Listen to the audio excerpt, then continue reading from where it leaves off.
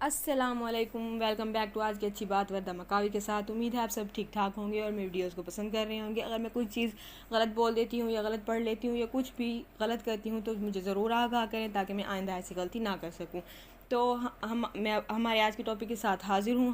ہم مکی زندگی کے تیسرے مرحلے پر ہیں، جس کا مین ٹاپک ہے بیرون مکہ دعوت اسلام، جس کا آج ہم یہ حصہ پڑھیں گے، قبائل اور افراد کو اسلام کی دعوت۔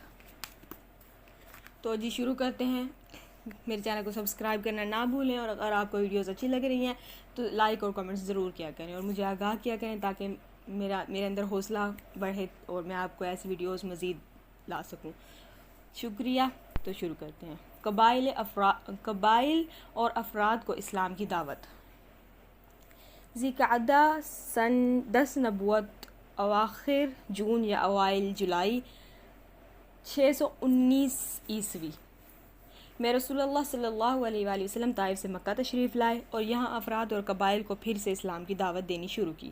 چونکہ موسم حج قریب تھا، اس لیے فریضہ حج کی ادائیگی کے لیے دور و نزدیک ہر جگہ سے پیدل اور سواروں کی آمد شروع ہو چکی تھی۔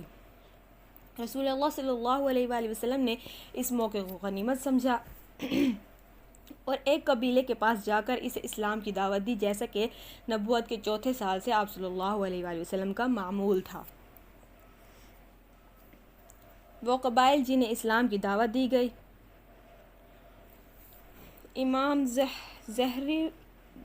زہری رضی اللہ تعالی عنہ فرماتے ہیں کہ جن قبائل کے پاس رسول اللہ صلی اللہ علیہ وآلہ وسلم تشریف لے گئے اور انہیں اسلام کی دعوت دیتے ہوئے اپنے آپ کو ان پر پیش کیا، ان میں سے حسب ذیل قبیلوں کے نام ہمیں بتائے گئے ہیں: بنو عامر بن صعصع، محارب بن خصفہ، فزارہ، غسان، مرہ، حنیفہ، سلیم، ابس، بنو نصر، بنو البقا، قلب، حارث بن کعب، ازرہ، ہزارمہ، لیکن ان میں سے کسی نے بھی اسلام قبول نہ کیا۔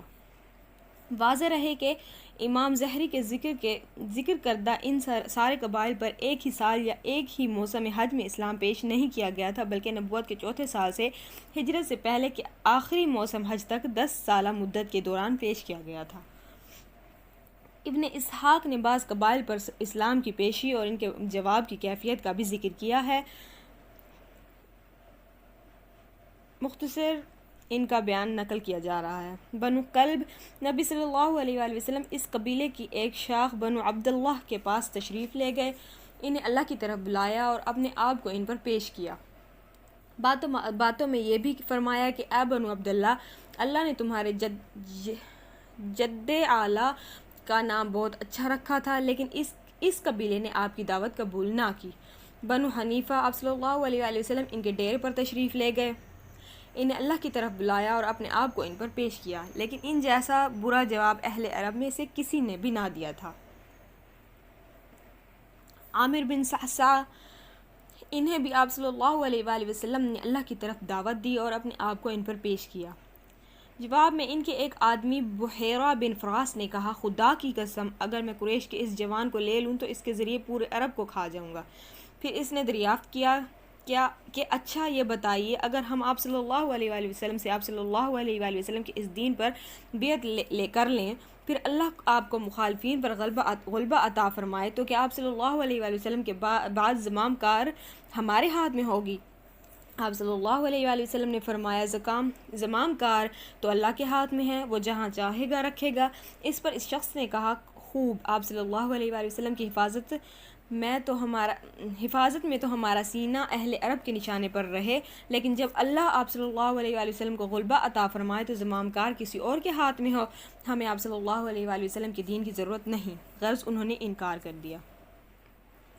اس کے بعد جب قبیلہ بنو عامر اپنے علاقے میں واپس گئے تو اپنے ایک بوڑھے آدمی کو، جو کبر سنا کے باعث حج میں شریک نہ ہو سکا تھا، سارا ماجرا سنایا اور بتایا کہ ہمارے پاس قبیلہ قریش کی خاندان بنو عبد المطلب کا ایک جوان آیا تھا جس کا خیال تھا کہ وہ نبی ہے، اس نے ہمیں دعوت دی کہ ہم اس کی حفاظت کریں، اس کا ساتھ دیں اور اپنے علاقے میں لے آئیں۔ یہ سن کر اس بڈھے نے دونوں ہاتھوں سے سر تھام لیا اور بولا: اے بنو عامر، کیا اب اس کی تلافی کی کوئی سبیل ہے؟